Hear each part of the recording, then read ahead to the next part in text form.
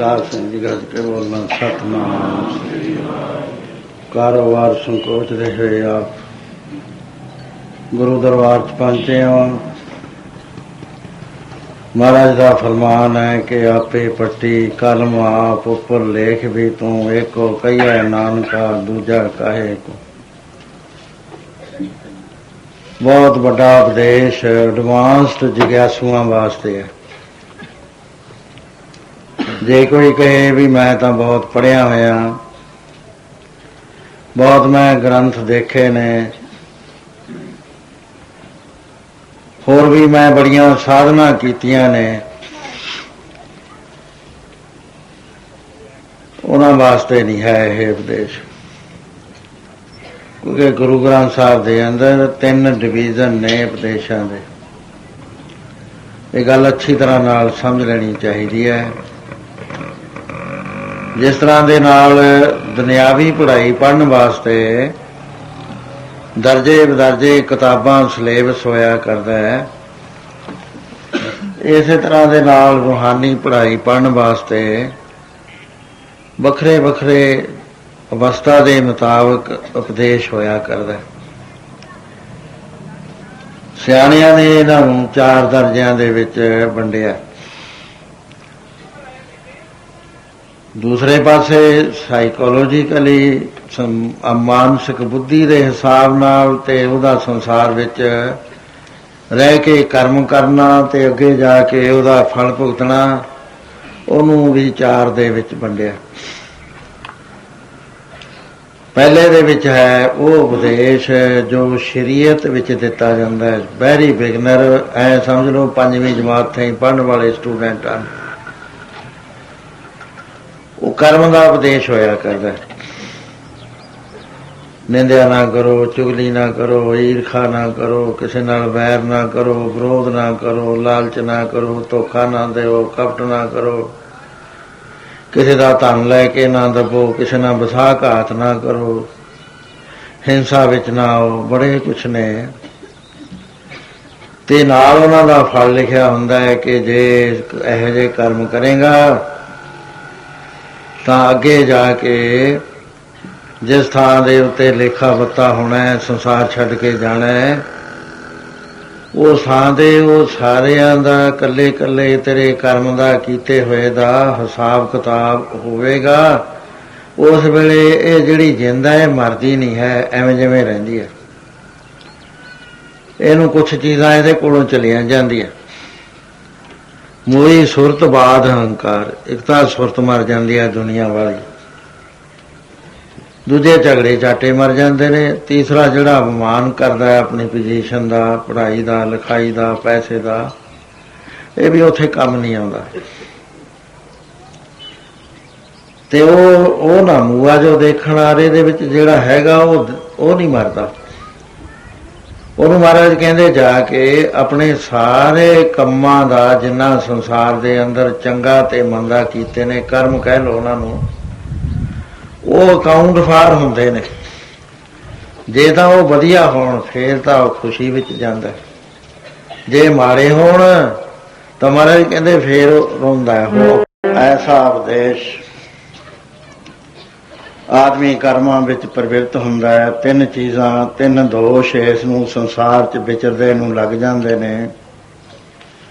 एक नूं मल कहंदे ने, दूसरे नूं विक्षेप कहंदे ने, तीसरे नूं अवर्ण कहंदे। अर्थ इहदे सादे जवान दे अंदर मल उन्हां कर्मां दी मैल नूं कहंदे ने जिहड़े जिहदे नाल ये आदमी परमेश्वर तो विछड़ के बहुत दूर हो गया, ते जिहदे कर्मां दे कर्म नाल करन नाल इहदे अंदर प्रकाश मिट गया ते हनेरा छा गया। कोई बिरला है जिसदे मन विच प्रकाश है। नेरा ही नेरा, नेरा ही नेरा, क्योंकि माया कहंदे ही हनेरे नूं ने, गवार नूं कहंदे ने, गवार चढ़दा है। ਉਹਦੇ ਨਾਲ ਕੀ ਹੁੰਦਾ ਹੈ, ਇਹ ਪਰਮੇਸ਼ਰ ਕੋਲ ਰਹਿੰਦਾ, ਨਾਲ ਰਹਿੰਦਾ, ਉਹਨੂੰ ਭੁੱਲ ਜਾਂਦਾ ਤੇ ਉਹ ਵਿਛੜ ਜਾਂਦਾ। ਸੋ ਜੋ ਇਹ ਚੀਜ਼ ਹੈ ਇਹਨੂੰ ਮਲ ਕਹਿੰਦੇ ਨੇ। ਮਲ ਜਨਮ ਜਨਮ ਕੀ ਇਸ ਮਨ ਕੋ ਮਲ ਲਾਗੀ, ਕਾਲਾ ਹੋਇਆ ਸਿਆ।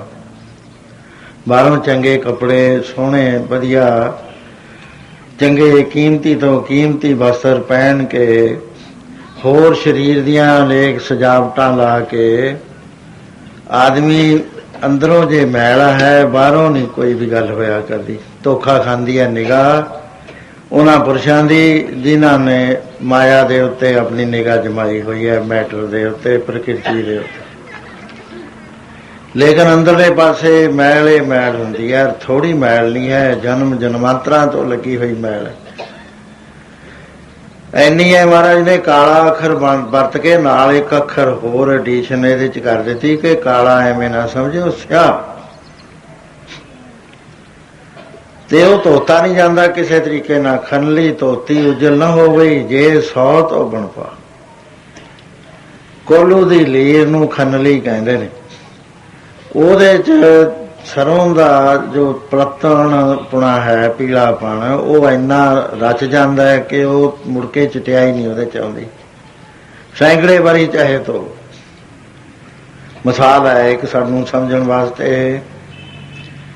ਸੋ ਐਸੇ ਤਰ੍ਹਾਂ ਇਹ ਜੋ ਆਪਾਂ ਸਫ਼ਰ ਕਰ ਰਹੇ ਹਾਂ, ਬੜਾ ਲੰਮਾ ਸਫ਼ਰ ਹੈ ਆਪਣਾ। ਕਈ ਜਨਮ ਪਏ ਕੀਟ ਪਤੰਗਾ, ਕਈ ਜਨਮ ਗਾ ਜ਼ਮੀਨ ਕਰਾਂਗਾ, ਕਈ ਜਨਮ ਪੰਖੀ ਸਰਪ ਹੋਇਓ, ਕਈ ਜਨਮ ਹੈਬਰ ਬਿਰਖ ਜੋਇਓ। ਹੈਰਾਨੀ ਹੁੰਦੀ ਹੈ ਕਿ ਇਹੋ ਜਿਹੇ ਥਾਵਾਂ ਤੋਂ ਅਸੀਂ ਆਏ ਹਾਂ। ਦਰਖਤ ਵੀ ਬਣਿਆ, ਅਸੀਂ ਪੱਥਰ ਵੀ ਬਣਿਆ। ਮਹਾਰਾਜ ਕਹਿੰਦੇ ਕੇਤੇ ਰੁੱਖ ਬਿਰਖਾਂ ਚੀਨੇ, ਕੇਤੇ ਪਸ਼ੂ ਪਾਏ। 24 ਲੱਖ ਕਿਸਮ ਦੀਆਂ ਜੜੀਆਂ ਬੂਟੀਆਂ ਰੁੱਖ ਤੇ ਬਿਰਖ ਨੇ। ਇਹਦੇ ਵਿੱਚ ਹੀ ਸਾਡਾ ਜੋ ਜੀਵਾਤਮਾ ਹੈ ਉਹ ਸਾਰਿਆਂ ਦਾ ਅਨੁਭਵ ਲੈ ਕੇ ਅੱਗੇ ਨੂੰ ਵਧਿਆ। 7.5 ਲੱਖ ਕਿਸਮ ਦੇ ਉਹ ਜੀਵ ਨੇ ਜਿਹੜੇ ਫੰਗਾਂ ਦੇ ਨਾਲ ਉੜਦੇ ਨੇ। 7.5 ਲੱਖ ਕਿਸਮ ਦੇ ਉਹ ਜੀਵ ਨੇ ਜਿਹੜੇ ਪੇਟ ਦੇ ਭਾਰ ਚੱਲਦੇ ਨੇ। 4 ਲੱਖ ਕਿਸਮ ਦੇ ਉਹ ਜੀਵ ਨੇ ਜਿਹੜੇ ਪੈਰਾਂ ਦੇ ਨਾਲ, ਕਿਸੇ ਨੂੰ 2 ਪੈਰ ਮਿਲੇ ਨੇ, ਕਿਸੇ ਨੂੰ 100 ਪੈਰ ਵੀ ਮਿਲੇ ਹੈ, ਕਿਸੇ ਨੂੰ 4 ਮਿਲੇ ਨੇ। ਪੇਟ ਨਹੀਂ ਲਾਉਂਦੇ ਤੇ ਲੱਤਾਂ ਦੇ ਬਲ ਨਾਲ ਪੈਰਾਂ ਦੇ ਭਾਰ ਚੱਲਦੇ ਨੇ। ਉਸ ਤੋਂ ਇਲਾਵਾ ਬੇਅੰਤ ਅਵਿਅਕਤ ਜੂਨੀਆਂ ਜਿਹੜੀਆਂ ਦਿਸਦੀਆਂ ਹੈ ਨਹੀਂ, ਭੂਤ ਪ੍ਰੇਤ ਸੂਕਰ ਮਿਰਗਾਚ, ਮਹਾਰਾਜ ਕਹਿੰਦੇ ਉਹ ਸਾਰੀਆਂ ਜੂਨੀਆਂ ਨਜ਼ਰ ਨਹੀਂ ਆਉਂਦੀਆਂ। ਇਹਨਾਂ ਸਾਰੀਆਂ ਤੋਂ ਇਲਾਵਾ ਬਾਕੀ ਪਾਣੀ ਦੇ ਅੰਦਰ ਨੇ ਜੀਵ ਜੰਤੂ। ਪਤਾ ਹੀ ਨਹੀਂ ਕਿੰਨੀਆਂ ਕਿਸਮ ਦੇ ਜੀਵ ਜੰਤੂ ਉਹਦੇ ਚ ਨੇ। 4 ਲੱਖ ਕਿਸਮ ਦੇ ਪੱਥਰ ਨੇ ਜਿਨ੍ਹਾਂ ਦੇ ਵਿੱਚ ਜਾਨ ਗਿਣੀ ਗਈ ਹੈ, ਲਾਈਫ ਹੈ ਜਿਨ੍ਹਾਂ ਦੇ ਅੰਦਰ। ਬਹੁਤ .00 ਲਾ ਕੇ 80-90 ਜ਼ੀਰੋ ਲਾ ਕੇ 1 ਲਾ ਦਿਓ, ਇੰਨੀ ਉਹਦੇ ਚ ਲਾਈਫ ਹੈ। ਵੱਧਦੇ ਘਟਦੇ ਨੇ ਉਹ। ਸੋ ਇਹਨਾਂ ਸਾਰਿਆਂ ਚੋਂ ਮਹਾਰਾਜ ਕਹਿੰਦੇ ਮਿਲ ਜਗਦੀਸ਼ ਮਿਲਣ ਕੀ ਵਰੀਆ, ਚਿਰੰਕਾਲੇ ਦੇ ਸੰਜੜੀ। ਉਹਦੇ ਬਾਅਦ ਮਨੁੱਖ ਅਸੀਂ ਕਿੰਨੀ ਵਾਰੀ ਬਣਿਆ, ਮਹਾਰਾਜ ਕਹਿੰਦੇ ਇਹਦਾ ਵੀ ਕੋਈ ਅੰਦਾਜ਼ਾ ਨਹੀਂ ਹੈ। ਬਹੁਤ ਵਾਰੀ ਬਣਿਆ ਤੂੰ, ਲੇਕਿਨ ਇੱਕ ਤੇ ਗਲਤੀ ਹੁੰਦੀ ਹੈ, ਸਧਾਰਨ ਤੌਰ ਤੇ ਹੀ ਕਰ ਜਾਂਦਾ। ਸਹਿ ਸਵਾ ਗਲਤੀ ਜਾ ਜਾਂਦਾ, ਕਿਉਂਕਿ ਅੰਦਰ ਲਾਈਟ ਨਹੀਂ ਹੈ, ਵਾਰਨਿੰਗ ਨਹੀਂ ਆਉਂਦੀ ਅੰਦਰੋਂ ਵੀ ਤੂੰ ਹੁਣ ਗਲਤ ਚੱਲ ਰਿਹਾ। ਜਾਗੇ ਹੋਏ ਪੁਰਸ਼ ਜਿਨ੍ਹਾਂ ਦੇ ਅੰਦਰ ਲਾਈਟ ਹੈ, ਉੱਥੇ ਸਿਗਨਲ ਆ ਜਾਂਦਾ ਰੈੱਡ ਲਾਈਟ ਦਾ ਵੀ ਤੂੰ ਗਲਤ ਚੱਲ ਰਿਹਾ ਹੁਣ ਇਸ ਵੇਲੇ। ਉਹ ਅਨੁਭਵੀ ਗਾਈਡੈਂਸ ਹੋਇਆ ਕਰਦੀ ਹੈ, ਹਰੇਕ ਦੇ ਅੰਦਰ ਨਹੀਂ ਹੁੰਦੀ। ਬਾਕੀ ਇੱਕ ਆਵਾਜ਼ ਹੈ ਪਰਮੇਸ਼ਰ ਦੇ ਦਰ ਤੋਂ ਆ ਰਹੀ ਕਿ ਇਹ ਬੰਦੇ ਤੂੰ ਗਲਤ ਕੰਮ ਕਰ ਰਿਹਾ। ਉਹ ਉਨੀ ਦੇਰ ਤੱਕ ਤਾਂ ਸੁਣਦੀ ਹੈ ਜਦ ਤੱਕ ਤਹਿ ਦਰ ਤਹਿ ਉਹਦੇ ਉੱਤੇ ਬਿਲਕੁਲ ਕੰਪਲੀਟਲੀ ਉਹਨੂੰ ਬੰਦ ਨਹੀਂ ਕਰ ਦਿੱਤਾ ਜਾਂਦਾ, ਉਹਨਾਂ ਚਿਰ ਸੁਣਦੀ ਹੈ। ਜਦੋਂ ਬੰਦ ਹੋ ਜਾਂਦੀ ਹੈ ਕਹਿੰਦੇ ਇਹਦੀ ਜ਼ਮੀਰ ਆਵਾਜ਼ ਦੇਣ ਤੋਂ ਬੰਦ ਹੋ ਗਈ। ਹੁਣ ਨਹੀਂ ਇਹ ਸੁਣਦਾ ਆਪਣੀ ਅੰਦਰਲੀ ਬਾਤ, ਅੰਦਰਲੀ ਗਾਈਡੈਂਸ ਬਿਲਕੁਲ ਸਹੀ ਆਉਂਦੀ ਹੈ। ਸੋ ਇਹ ਚੀਜ਼ਾਂ ਦੇ ਵਿੱਚ ਪੈ ਕੇ ਬੈਰ ਵਿਰੋਧ, ਕਾਮ ਕ੍ਰੋਧ ਮੋਹ, ਝੂਠ ਵਿਕਾਰ, ਮਹਾਲੋਭ ਤਰੋਹ, ਯਾਹੂ ਜੁਗਤ ਬਿਹਾਨੇ ਕਈ ਜਨਮ, ਨਾਨਕ ਰਾਖ ਲਿਓ ਆਪਨ ਕਰ ਕਰ। ਸੋ ਇਸ ਤਰ੍ਹਾਂ ਬੇਅੰਤ ਵਾਰੀ ਅਸੀਂ ਸੰਸਾਰ ਤੇ ਆਏ ਹਾਂ, ਕਿਉਂਕਿ ਸੰਸਾਰ ਦਾ ਹੀ ਨਹੀਂ ਪਤਾ ਕਦ ਤੋਂ ਚਾਲੂ ਹੋਇਆ। ਇੱਥੇ ਤਮਾਰ ਨਾ ਜੋਗੀ ਜਾਣੇ, ਰੁੱਤ ਮਾਹ ਨਾ ਕੋਈ, ਜਾਂ ਕਰਦਾ ਸਿੱਟੀ ਕੋ ਸਾਜੇ ਆਪੇ ਜਾਣੇ। ਸੋ ਇੱਕ ਗੱਲ ਹੋਰ ਹੈ, ਇਹ ਜ਼ਰੂਰੀ ਨਹੀਂ ਹੈ ਕਿ ਸਰੀਰ ਛੱਡਣ ਤੋਂ ਬਾਅਦ ਅਸੀਂ ਅਰਥ ਪਲੈਨਟ ਤੇ ਹੀ ਆਵਾਂਗੇ। ਮਹਾਰਾਜ ਕਹਿੰਦੇ ਧਰਤੀਆਂ ਦਾ ਕੋਈ ਹਿਸਾਬ ਕਿਤਾਬ ਨਹੀਂ ਹੈ। ਕੋਈ ਪਤਾ ਨਹੀਂ ਹੈ ਕਿੱਥੇ ਤੱਕ ਕ੍ਰੀਏਸ਼ਨ ਹੈ, ਕਹੇ ਜੀ ਦੁਨੀਆ ਹੈ, ਕਹੇ ਜੇ ਉਹਨਾਂ ਨੂੰ ਸਰੀਰ ਦਿੱਤੇ ਨੇ, ਕਹੇ ਜੇ ਅਨੁਭਵ ਨੇ। ਹਰ ਥਾਂ ਤੇ ਮਨੁੱਖੇ ਨਹੀਂ ਹੈਗੇ। ਪਰਮੇਸ਼ਰ ਦੀ ਰਚਨਾ ਹੈ, ਬੇਅੰਤ ਤਰੀਕਿਆਂ ਦੀ ਰਚੀ ਹੋਈ ਰਚਨਾ ਹੈ। ਕੋਈ ਇਸ ਪਾਸੇ ਨੂੰ ਸੋਚ ਵੀ ਨਹੀਂ ਸਕਦਾ। ਮਹਾਰਾਜ ਕਹਿੰਦੇ ਜਿਹੜਾ ਸੋਚੇ ਨਾ ਕਹੇ ਵੀ ਮੈਂ ਜਾਣ ਲਿਆ, ਕਹਿੰਦੇ ਉਹ ਗਵਾਰਾ ਗਵਾਰ ਹੈ, ਮੂਰਖਾਂ ਦੇ ਵਿੱਚੋਂ ਸ਼੍ਰੋਮਣੀ ਮੂਰਖ ਹੈ। ਜਿਹੜੀ ਚੀਜ਼ ਜਾਣੀਓ ਨਹੀਂ ਜਾ ਸਕਦੀ, ਲੇਖਾ ਹੋਏ ਤਾਂ ਲਿਖੀ ਹੈ, ਲੇਖਾ ਹੋਏ ਬਣਾ। ਲੇਖਾ ਕਹਿਣਾ ਵੀ ਗਲਤ ਹੈ, ਕਰਨਾ ਵੀ ਗਲਤ ਹੈ। ਕਰਿਆ ਲੇਖਾ ਡਾਕਟਰ ਸਟੀਫਨ ਨੇ ਬੜਾ ਜ਼ੋਰ ਲਾਇਆ, ਨੋਬਲ ਪ੍ਰਾਈਜ਼ ਵਿਨਰ ਸੀ, ਲੰਡਨ ਦੇ ਰਹਿਣ ਵਾਲਾ, ਮੈਥਮੈਟੀਸ਼ੀਅਨ ਸੀ ਉਹ। ਉਹਨੇ ਟਾਈਮ ਐਂਡ ਸਪੇਸ ਦੀ ਨਵੀਂ ਥਿਊਰੀ ਮੈਥਮੈਟਿਕਸ ਦੇ ਹਿਸਾਬ ਨਾਲ ਦੁਨੀਆ ਨੂੰ ਦਿੱਤੀ। ਉਹ ਜਿਸ ਵਕਤ ਐਕਸਪੈਂਸ਼ਨ ਚ ਆਉਂਦਾ ਹੈ ਵੀ ਕਿੰਨੀ ਐਕਸਪੈਂਸ਼ਨ ਹੁੰਦੀ ਹੈ, ਜਦ ਉਤ ਕਰਖ ਕਰਤ ਕਰਤਾਰਾ ਪਰਜਾ ਤਰਤ ਦਬ ਦੇ ਅਪਾਰਾ, ਜਦ ਉਤਕਰਸ਼ਣ ਸ਼ਕਤੀ ਜਦੋਂ ਖਿੱਚ ਲੈਂਦੀ ਹੈ ਸੰਸਾਰ ਨੂੰ, ਮੈਥੇਮੈਟਿਕਲੀ ਉਹਨੇ ਕੱਢਣ ਦਾ ਯਤਨ ਕਰਿਆ ਸਾਰੇ ਫਾਰਮੂਲੇ ਲਾ ਕੇ, ਤੇ ਲਿਖਿਆ ਉਹਨੇ .80 ਉਹਦੇ ਬਾਅਦ ਇਹ ਗੱਲ ਲਾਉਣਾ ਪਿਆ ਉਹਨੂੰ, ਗਾਹਾਂ 2-3 ਅੱਖਰ ਲਿਖੇ ਉਹਨੇ ਇਨਫਿਨਿਟੀ। ਬਈ ਅੱਖਰ 0 ਲਾਈ ਜਾਓ, ਜਦੋਂ ਅੱਖਰ ਲਾਵੋਗੇ ਗਾਹਾਂ ਫੇਰ ਹੈ, ਗਾਹਾਂ ਫੇਰ ਹੈ। ਆਦਮੀ ਦਾ ਦਿਮਾਗ ਚੱਕਰ ਖਾ ਜਾਂਦਾ ਵੀ ਇਹ ਤਾਂ ਬਸ ਗੱਲੇ ਖਤਮ ਹੋ ਗਈ, ਹੁਣ ਸੋਚਣਾ ਸੱਚਣਾ ਕੀ ਹੈ। ਇਸੇ ਕਰਕੇ ਅਗੰਮ ਤੇ ਅਗੋਚਰ 80 ਲਾ ਕੇ ਏਕਾ ਲਾਤਾ। ਜਦ ਐਕਸਪੈਂਸ਼ਨ ਉਹਨੇ ਕਰਿਆ, ਜਾਬੁਦ ਕਰਖ ਕਰਤ ਕਰਤਾਰਾ ਪਰਜਾ ਤਰਤਬ ਦੇ ਉਪਾਰਾ, ਜਦੋਂ ਐਕਸਪੈਂਸ਼ਨ ਹੋਈ, ਟਾਈਮ ਸਪੇਸ ਬਣਿਆ ਤੇ ਇਹਦੇ ਵਿੱਚ ਕ੍ਰੀਏਸ਼ਨ ਆਈ, ਖੰਡ ਬ੍ਰਹਮੰਡ ਬਣਨੇ ਸ਼ੁਰੂ ਹੋਏ, ਗੁਪਤ ਤੋਂ ਨਿਰੰਕਾਰ ਪ੍ਰਗਟ ਹੋਣ ਲੱਗਿਆ। ਉਸ ਵੇਲੇ ਉਹਨੇ ਏਕਾ ਲਾ ਕੇ 80 ਲਾਉਣ ਤੋਂ ਬਾਅਦ ਇਨਫਿਨਿਟੀ ਲਿਖਤੀ। ਕਹਿੰਦਾ ਇਹ ਵੀ ਅੰਤ ਨਹੀਂ ਹੈ, ਕਹਿਆ ਹੀ ਨਹੀਂ ਜਾ ਸਕਦਾ। ਅਖੀਰ ਉਹਨੇ 4 ਲਾਈਨਾਂ ਲਿਖੀਆਂ ਉਹਦੇ ਚ, ਕਹਿਣ ਲੱਗਿਆ ਮੈਂ ਟਾਈਮ ਐਂਡ ਸਪੇਸ ਲਿਖਦਾ, ਲੇਕਿਨ ਮੈਂ ਇੰਨਾ ਕਨਫਿਊਜ਼ ਹੋ ਗਿਆ, ਮੈਨੂੰ ਕੁਛ ਨਹੀਂ ਸੁਝਦਾ। ਕੋਈ ਰੂਹਾਨੀ ਬੰਦਾ, ਕਿਸੇ ਰਹਿਬਰ ਨੇ ਇਸ ਪਾਸੇ ਲਿਖਿਆ ਹੋਵੇ ਤਾਂ ਮੇਰੇ ਨਾਲ ਕੋਈ ਆ ਕੇ ਗੱਲ ਕਰੋ।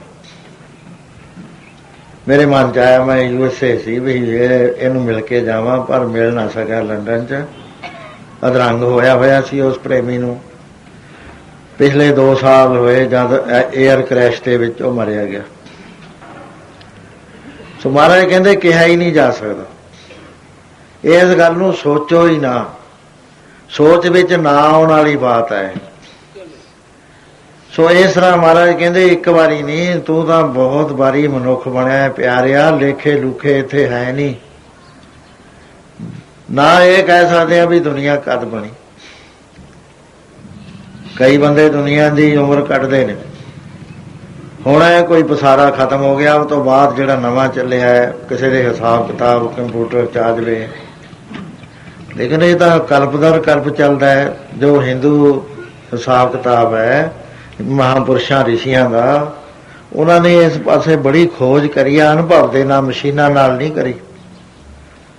ਉਮਰਾਂ ਲਾਈਆਂ ਨੇ ਬੈਠ ਬੈਠ ਕੇ ਧਿਆਨ ਦੇ ਅੰਦਰ। ਉਹਨਾਂ ਨੇ ਟਾਈਮ ਨੂੰ ਵੰਡਿਆ, ਇਸ ਨੂੰ ਵੰਡ ਕੇ 14 ਕਲਪਾਂ ਦੇ ਵਿੱਚ ਕਲਪਤ ਕੀਤਾ। 4 ਅਰਬ 32 ਕਰੋੜ ਸਾਲ ਦਾ ਇੱਕ ਕਲਪ ਹੋਇਆ ਕਰਦਾ। ਉਹ ਕਹਿੰਦੇ ਵੀ 14 ਕਲਪ ਤੋਂ ਬਾਅਦ ਫੇਰ ਪਰਲੋ ਆਇਆ ਕਰਦੀ ਹੈ, ਫੇਰ ਉਹਦੇ ਬਾਅਦ ਮਹਾਪਰਲੋ ਦਾ ਕੱਢਿਆ। ਹਜ਼ਾਰਾਂ ਜਦ ਪਰਲੋ ਆ ਜਾਂਦੀਆਂ ਫੇਰ ਮਹਾ ਕੱਢਿਆ, ਤੇ ਮਾਇਆ ਦੀ ਉਮਰ ਗਿਣਨ ਦਾ ਯਤਨ ਕਰਿਆ ਉਹਨਾਂ ਨੇ। ਬੜੇ ਲੰਮੇ ਫਿਗਰਸ ਨੇ, ਜੇ ਕੋਈ ਜਾਵੇ। ਸ਼ਿਵ ਜੀ ਦੀ ਉਮਰ ਉਹਨਾਂ ਨੇ ਕੱਢੀ ਹੈ, ਸ਼ਕਤੀ ਦੀ ਏਕਾ ਮਾਈ ਜੁਗਤ ਵਿਆਈ, 3 ਚੇਲੇ ਪ੍ਰਵਾਨ, 1 ਸੰਸਾਰੀ, 1 ਭੰਡਾਰੀ, 1 ਲਾਏ ਦੀਵਾਨ। 16 ਕਰੋੜ ਖਰਬ ਸਾਲ ਦੀ ਉਮਰ ਕੱਢੀ ਹੈ। ਸੋ ਇਹ ਪਸਾਰੇ ਦਾ ਕੋਈ ਅੰਤ ਨਹੀਂ ਹੈ, ਇਹਨੂੰ ਕੋਈ ਪਾ ਨਹੀਂ ਸਕਦਾ ਪਸਾਰੇ ਦਾ। ਅਸੀਂ ਇਹਦੇ ਵਿੱਚ ਜੀਵ ਬਣ ਕੇ ਆ ਗਏ। ਉਹ ਬਣ ਕੇ ਆਉਣ ਦੇ ਨਾਲ ਸਾਡੇ ਉੱਤੇ ਇੰਨਾ ਅਸਰ ਪੈ ਗਿਆ ਵਾਤਾਵਰਨ ਦਾ, ਆਲੇ ਦੁਆਲੇ ਦਾ, ਖਿਆਲਾਂ ਦਾ, ਕਿ ਲੋਐਸਟ ਲੈਵਲ ਤੇ ਅਸੀਂ ਆ ਗਏ। ਮਨੁੱਖੀ ਜੋ ਲੈਵਲ ਸੀ ਉਹ ਤੋਂ ਹੇਠਾਂ ਅਸੀਂ ਉਤਰੇ ਆਏ। ਹੁਣ ਸਾਨੂੰ ਕੁਝ ਨਹੀਂ ਪਤਾ ਲੱਗਦਾ। ਮਹਾਰਾਜ ਕਹਿੰਦੇ ਤੂੰ ਮਾਇਆ ਦੇ ਅੰਧਕਾਰ 'ਚ ਘਿਰ ਗਿਆ। ਸੋ ਇਸ ਤਰ੍ਹਾਂ ਉਹ ਫਿਰ 22 ਸਟੇਜਸ ਉਪਦੇਸ਼ ਹੈ ਇਹ ਗੁਰੂ ਗ੍ਰੰਥ ਸਾਹਿਬ ਦੇ ਅੰਦਰ। ਜੋ ਪਹਿਲਾ ਉਪਦੇਸ਼ ਹੈ ਉਹਨੂੰ ਕਰਮ ਦੇ ਵਿੱਚ ਬ੍ਰੈਕਟ ਕੀਤਾ ਜਾਂਦਾ, ਮਲ ਦੂਰ ਕਰਨ ਵਾਸਤੇ, ਕਿਉਂਕਿ ਦੋਸ਼ ਪਹਿਲਾ ਮਲ ਦਾ ਲੱਗਿਆ ਹੋਇਆ ਅੰਤਕਰਨ ਦੇ ਅੰਦਰ। ਵਾਹਿਗੁਰੂ ਦਾ ਨਾਮ ਰਹਿੰਦਾ। ਗੁਰੂ ਗ੍ਰੰਥ ਸਾਹਿਬ ਤਾਂ ਬਾਰ-ਬਾਰ ਕਹਿੰਦਾ ਸਾਨੂੰ ਵਿਸ਼ਵਾਸ ਕਿਉਂ ਨਹੀਂ ਆਉਂਦਾ ਗੁਰੂ ਦੀ ਬਾਤ ਦਾ, ਸਾਨੂੰ ਅਨੁਭਵ ਕਿਉਂ ਨਹੀਂ ਹੁੰਦਾ, ਰੀਅਲਾਈਜ਼ ਕਿਉਂ ਨਹੀਂ ਕਰ ਸਕਦੇ। ਮਹਾਰਾਜ ਕਹਿੰਦੇ ਮੈਲ ਇੰਨੀ ਲੱਗੀ ਹੈ ਤੇਰੇ ਤੱਕ ਕਰੰਟ ਪਹੁੰਚ ਨਹੀਂ ਰਹੀ ਵੀ ਤੂੰ ਉਸ ਨੂੰ ਸੋਚ ਸਕੇ। ਆ ਕਾਰਬੋਰੇਟ ਹੁੰਦਾ ਇਹਦਾ ਇੰਜਣ ਦਾ, ਉਹਦੇ ਵਿੱਚ ਜੇ ਕਾਰਬਨ ਜੰਮ ਜਾਵੇ ਬੈਟਰੀ ਵੱਲੋਂ ਤਾਂ ਕਰੰਟ ਆ ਰਹੀ ਹੈ, ਇੰਜਣ 'ਚ ਨਹੀਂ ਪਾਸ ਆਉਣ ਹੁੰਦੀ। ਉਹ ਕਹਿੰਦੇ ਕਾਰਬਨ ਅਲੱਗ ਹੀ ਹੈ, ਕਾਰਬਨ ਨੂੰ ਲਾਓ ਪਹਿਲਾਂ ਫੇਰ ਕਰੰਟ ਪਾਸ ਆਉਣ ਹੋਏਗੀ। ਬਿਲਕੁਲ ਠੀਕ ਹੈ, ਇਸੇ ਤਰ੍ਹਾਂ ਸਾਡੇ ਨਾਲ ਹੈ। ਸੋ ਪਹਿਲਾ ਜੋ ਉਪਦੇਸ਼ ਹੈ ਸਧਾਰਨ ਬੰਦੇ ਵਾਸਤੇ, ਉਹ ਮੈਲ ਨੂੰ ਦੂਰ ਕਰਨ ਵਾਸਤੇ ਗੁਰੂ ਗ੍ਰੰਥ ਸਾਹਿਬ ਦੇ ਅੰਦਰ ਬਹੁਤ ਵੱਡਾ ਪੋਰਸ਼ਨ ਹੈ ਜਿਹੜਾ ਇਹ ਉਪਦੇਸ਼ ਦਿੰਦਾ। ਬਾਰ-ਬਾਰ ਇਸ ਨੂੰ ਸਮਝਾਉਂਦਾ ਹੈ ਕਿ ਪਿਆਰਿਆ ਕੱਪੜ ਰੂਪ ਸੁਹਾਵਣਾ, ਛੜ ਦੁਨੀਆ ਅੰਦਰ ਜਾਵਣਾ, ਮੰਦਾ ਚੰਗਾ ਆਪਣਾ ਆਪੇ ਹੀ ਕੀਤਾ ਪਾਵਣਾ, ਹੁਕਮ ਕੀਏ ਮਨ ਭਾਂਦੇ, ਰਾਹ ਪੀੜੇ ਅੱਗੇ ਜਾਵਣਾ, ਨੰਗਾ ਦੋਸਤ ਚਾਲਿਆ ਤਾਂ ਦਿਸੇ ਖਰਾ ਡਰਾਵਣਾ, ਕਰ ਔਗਣ ਪਛੋਤਾਵਣਾ। ਸਮਝਾਉਂਦੇ ਨੇ ਸਾਨੂੰ ਵਾਰ-ਵਾਰ। ਉਹ ਤੋਂ ਬਾਅਦ ਪ੍ਰੇਰਨਾ ਦਿੰਦੇ ਹੈ ਕਿ ਤੁਸੀਂ ਨੇਕੀ ਕਮਾਓ, ਸੇਵਾ ਕਰੋ, ਸੱਚ ਦੀ ਜ਼ਿੰਦਗੀ ਨੂੰ ਅਪਣਾਓ, ਸਤਸੰਗ ਕਰੋ, ਇਹਦੇ ਫਲ ਤੈਨੂੰ ਮਿਲਣਗੇ। ਸੇਵਾ ਦਾ ਫਲ ਤੈਨੂੰ ਮਿਲੇਗਾ। ਵਿੱਚ ਦੁਨੀਆ ਸੇਵ ਕਮਾਈਏ ਤਾਂ ਦਰਗੇ ਬੈਸਣ ਪਾਈਏ, ਕਹੋ ਨਾਨਕ ਬਾਹੂ ਲੜਾਈਏ। ਉਹਦੇ ਨਾਲ ਕੀ ਹੋਏਗਾ ਕਿ ਮੈਲ ਜਿਹੜੀ ਸਾਡੀ ਹੈ ਉਹ ਦੂਰ ਹੋਣੀ ਸ਼ੁਰੂ ਹੋ ਜਾਣੀ ਹੈ ਸ਼ੁਭ ਕਰਮਾਂ ਤੇ ਨਿਸ਼ਕਾਮ ਕਰਮਾਂ ਦੇ ਨਾਲ, ਬਾਣੀ ਪੜ੍ਹਨ ਦੇ ਨਾਲ, ਨਾਮ ਵੱਲ ਮਨ ਲਾਉਣ ਦੇ ਨਾਲ। ਕਿਉਂਕਿ ਇਲਾਜ ਮਹਾਰਾਜ ਨੇ ਭਰੀਆ ਮਤ ਪਾਪਾਂ ਕੈ ਸੰਗ, ਉਹ ਧੋਪੈ ਨਾਵੈ ਕੇ ਰੰਗ। ਕੰਪਲੀਟ ਤਾਂ ਉਹ ਤਾਂ ਹੁੰਦੀ ਹੈ ਜੇ ਨਾਮ ਦਾ ਪਿਆਰ ਹਿਰਦੇ 'ਚ ਵਸ ਜਾਵੇ। ਜਦ ਤੱਕ ਨਹੀਂ ਵਸਿਆ ਅਸੀਂ ਵਾਈਬ੍ਰੇਸ਼ਨ 'ਚ ਆ, ਉਹਨਾਂ ਚਿਰ ਮੈਲ ਸਾਡੇ ਹਿਰਦੇ ਤੇ ਚੜੀ ਹੋਈ, ਅੰਧਕਾਰ ਸਾਡੇ ਬ੍ਰੇਨ ਦੇ ਅੰਦਰ ਉਹਨੇ ਛਾਇਆ ਹੋਇਆ ਹੈ। ਸਾਨੂੰ ਕੁਛ ਨਹੀਂ ਪਤਾ ਲੱਗਦਾ ਕੋਲ ਰਹਿੰਦੇ ਵਾਹਿਗੁਰੂ ਦਾ। ਵਾਹਿਗੁਰੂ ਇੰਨਾ ਨੇੜੇ ਰਹਿੰਦਾ ਹੈ। ਮਹਾਰਾਜ ਕਹਿੰਦੇ ਹਰ ਵਕਤ ਤੇਰੇ ਅੱਗੇ ਪਿੱਛੇ ਪਰਮੇਸ਼ਰ ਹੈ, ਜੈ ਜੈ ਪੇਖੋ ਤੈ ਹਜੂਰ, ਦੂਰ ਕਤੇ ਨਾ ਜਾਈ। ਰੱਬ ਰਿਹਾ ਸਰਬੱਤਰ ਮੈਂ ਮਨ ਤਿਸੇ ਧਿਆਈ, ਈ ਤੂਤ ਨਹੀਂ ਵਿਛੜੈ ਸੋ ਸੰਗੀ ਗਨੀ ਹੈ, ਬਿਨਸ ਜਾਏ ਜੋ ਨਿਮਖ ਮੈਂ ਸੋ ਅਲਪ ਸੁਖ ਬਣੀ। ਇੰਨੀ ਸੱਚਾਈ ਦੀ ਬਾਤ ਗੁਰੂ ਗ੍ਰੰਥ ਸਾਹਿਬ ਕਹਿੰਦੇ। ਅਸੀਂ ਕਿਉਂ ਨਹੀਂ ਸਮਝਦੇ? ਕਿਉਂਕਿ ਅਜੇ ਸਾਡੇ ਅੰਦਰ ਬਹੁਤ ਡੀਗ੍ਰੇਡੇਸ਼ਨ ਹੈ, ਲੋਅਰ ਲੈਵਲ ਤੇ ਹੈ ਸਾਡੀ ਇੰਟਲੈਕਚੁਅਲ। ਪੜ੍ਹਨ ਦੇ ਨਾਲ, ਲਿਖਣ ਦੇ ਨਾਲ, ਕਿਤਾਬਾਂ ਪੜ੍ਹਨ ਦੇ ਨਾਲ ਕੋਈ ਫਰਕ ਨਹੀਂ ਪਿਆ ਕਰਦਾ ਜਦ ਤੱਕ ਅੰਦਰ ਅਨੁਭਵ ਨਾ ਖੁੱਲੇ। ਪੜ੍ਹਿਆ ਨਾ ਹੀ ਭੇਦ, ਬੁੱਝਿਆ ਭਾਵਨਾ। ਬੁੱਝਣ ਦੀ ਬਾਤ ਹੈ।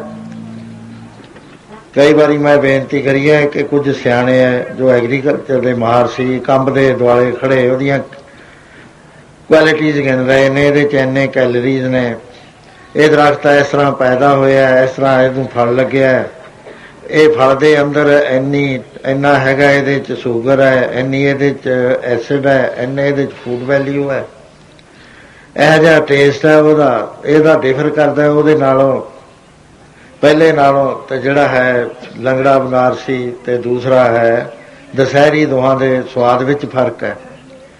ਇਹ ਗੱਲ ਤਾਂ ਕਰੀ ਜਾਂਦੇ ਨੇ ਲੇਕਿਨ ਅਨੁਭਵ ਨਹੀਂ ਹੋਇਆ। ਅਨੁਭਵ ਉਹਨੂੰ ਹੋਇਆ ਜਿਹਨੇ 2 ਅੰਬ ਤੋੜ ਲਏ। ਇੱਕ ਚੁੱਪ ਕੇ ਦੇਖਿਆ, ਫਿਰ ਦੂਆ ਚੁੱਪ ਕੇ ਦੇਖਿਆ, ਉਹਨੂੰ ਚੀਜ਼ਾਂ ਆਪੇ ਹੀ ਪ੍ਰਾਪਤ ਹੋ ਗਈਆਂ। ਉਹਨੂੰ ਜਾਣਨ ਦੀ ਲੋੜ ਨਹੀਂ ਵੀ ਇਹਦੇ ਵਿੱਚ ਕਿੰਨੇ ਸ਼ੂਗਰ ਕੰਟੈਂਟਸ ਹੈ, ਉਹਨੇ ਤਾਂ ਚੱਖ ਲਿਆ। ਇੰਨਾ ਹੀ ਫਰਕ ਹੈ। ਇੱਕ ਵਿਦਿਆ ਉਹ ਹੈ ਜਿਹੜੀ ਅੰਦਰ ਅਸੀਂ ਅਨੁਭਵ ਦੇ ਰਾਹੀਂ ਖੋਲ ਲਈ, ਅਨੁਭਵ ਕਰ ਲਈ, ਉਹਦਾ ਆਨੰਦ ਮਾਣ ਲਿਆ। ਦੂਸਰਾ ਉਹ ਹੈ ਜੋ ਅਸੀਂ ਪੁਸਤਕਾਂ ਤੋਂ ਜਾਣਕਾਰੀ ਪ੍ਰਾਪਤ ਕਰੀ, ਉਹ ਵੀ ਨਿਰਭਰ ਨਹੀਂ ਹੋਇਆ ਕਰਦੀ, ਉਹ ਗਾਈਡ ਕਰਦੀ ਆ ਆਦਮੀ ਨੂੰ, ਪਰ ਆਦਮੀ ਤੁਰੇ ਉਹਨੂੰ ਗਾਈਡੈਂਸ ਲੈ ਕੇ। ਸੋ ਇਸ ਤਰ੍ਹਾਂ ਜੋ ਪਹਿਲਾ ਉਪਦੇਸ਼ ਹੈ ਉਹ ਕਰਮ ਦਾ ਉਪਦੇਸ਼ ਹੈ ਗੁਰੂ ਗ੍ਰੰਥ ਸਾਹਿਬ ਦੇ ਅੰਦਰ, ਵੀ ਸ਼ੁਭ ਕਰਮ ਕਰ, ਨੇਕੀ ਕਰ, ਠੱਗੀ ਨਾ ਕਰ, ਧੋਖਾ ਨਾ ਕਰ। ਜੇ ਕਰੇਗਾ ਸਜ਼ਾ ਬੜੀ ਵੱਡੀ ਮਿਲਦੀ ਹੈ। उथे बड़ा औखा हो जाएगा। इस तरह भगवान का ऐसे जो उपदेश ने, लै फाहे राती तुरे प्रभ जाने प्राणी, तके नार पराइयां लोक अंदर ठाणी, सन्नी देन बिखम थाए मिठे मद माणी, करमी आपो अपनी आपे पछताणी, अजराइल फरेश्ता तिल पीड़े का। मल ते मल दी अवस्था च चलण वाले बंदे दे वास्ते गुरु महाराज दे उपदेश, इन्हां नूं भयानक उपदेश कहंदे।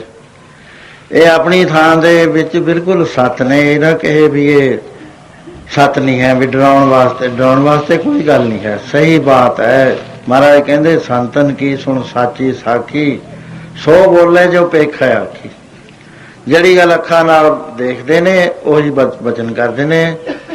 ਸੋ ਦੂਸਰਾ ਉਪਦੇਸ਼ ਹੋਇਆ ਕਰਦਾ ਹੈ, ਜਦੋਂ ਆਦਮੀ ਸ਼ੁਭ ਕਰਮ ਕਰਦਾ ਹੈ, ਸੇਵਾ ਕਰਦਾ ਹੈ, ਬਾਣੀ ਪੜ੍ਹਦਾ ਹੈ, ਗੁਰੂ ਧਾਰਨ ਕਰਦਾ ਹੈ, ਚੰਗਾ ਜੀਵਨ ਬਤੀਤ ਕਰਦਾ ਹੈ, ਗੁਰੂ ਦੇ ਹੁਕਮਾਂ ਦੀ ਆਪਣੇ ਜੀਵਨ ਵਿੱਚ ਪਾਲਣਾ ਕਰਦਾ ਹੈ, ਉਸ ਵੇਲੇ ਜੋ ਉਪਦੇਸ਼ ਹੁੰਦਾ ਹੈ ਰੁਚੀ ਵਧਾਉਣ ਵਾਸਤੇ ਹੋਇਆ ਕਰਦਾ ਹੈ। ਕਿਉਂਕਿ ਪਹਿਲਾਂ ਮਾੜੇ ਕਰਮ ਉਹ ਕਰਦਾ ਨਹੀਂ ਹੈ, ਉਹਦੇ ਬਾਅਦ ਰੁਚੀ ਵਾਲੇ ਉਪਦੇਸ਼ ਨੇ ਵੀ ਪ੍ਰਭੂ ਦਾ ਸਿਮਰਨ ਕਰਨ ਨਾਲ ਕੀ ਫਾਇਦਾ ਹੁੰਦਾ ਹੈ। ਸੁਖਮਨੀ ਸਾਹਿਬ ਦੇ ਅੰਦਰ ਪਹਿਲੀ ਅਸ਼ਟਪਦੀ ਦੇ ਅੰਦਰ ਇਹ ਬਹੁਤ ਵਿਸਥਾਰ ਦੇ ਨਾਲ ਵਰਣਨ ਕੀਤਾ ਹੈ। ਧੰਨ ਧੰਨ ਕਹੈ ਸਭ ਕੋਏ, ਮੁਖ ਉਜਲ ਹਰ ਦਰਗੇ ਸੋਏ, ਇਹ ਵਪਾਰ ਬਿਰਲਾ ਵਪਾਰ ਹੈ, ਨਾਨਕ ਤਾਂ ਕਹਿ ਸਭ ਲਿਆ।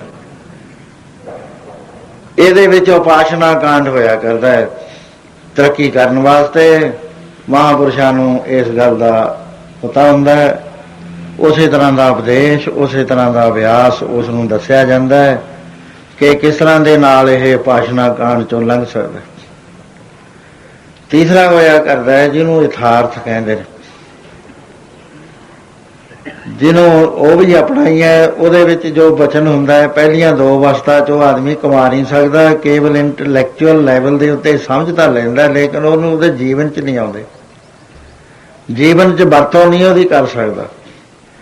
ਸੋ ਤੀਸਰਾ ਜੋ ਐਡਵਾਂਸਡ ਜਿਗਿਆਸੂ ਹੁੰਦੇ ਨੇ ਉਹਨਾਂ ਵਾਸਤੇ ਹੋਇਆ ਕਰਦਾ ਹੈ। ਚੌਥਾ ਜੋ ਉਪਦੇਸ਼ ਹੈ ਉਹ ਉਹਦੇ ਵਾਸਤੇ ਹੁੰਦਾ ਹੈ ਜਿਹਦਾ ਸਿਰਫ ਇੱਕ ਕਦਮ ਪੱਟਣ ਨੂੰ ਬਾਕੀ ਰਹਿ ਜਾਂਦਾ। ਉਹ ਨਜ਼ਰ ਤੋਂ ਬਗੈਰ ਨਹੀਂ ਉਹ ਪੱਟਿਆ ਜਾਂਦਾ। ਨਾਨਕ ਨਜ਼ਰੀ ਨਜ਼ਰ ਨਿਹਾਲ, ਉੱਥੇ ਰੁਕ ਜਾਂਦਾ ਜਿਗਿਆਸੂ। ਉੱਥੇ ਡੋਰ ਖੜਕਾਉਣਾ ਪੈਂਦਾ, ਦਰਵਾਜ਼ਾ ਵਾਰ-ਵਾਰ ਖੜਕਾਉਣਾ ਪੈਂਦਾ। ਪ੍ਰਭੂ ਦਿਆਲ ਹੁੰਦਾ ਹੈ, ਦਰਵਾਜ਼ਾ ਖੁੱਲ੍ਹ ਜਾਂਦਾ। ਸੋ ਇਹ ਸਾਰੀ ਚੀਜ਼ ਸਾਇੰਟੀਫਿਕ ਹੈ ਸਾਧ ਸੰਗਤ ਜੀ।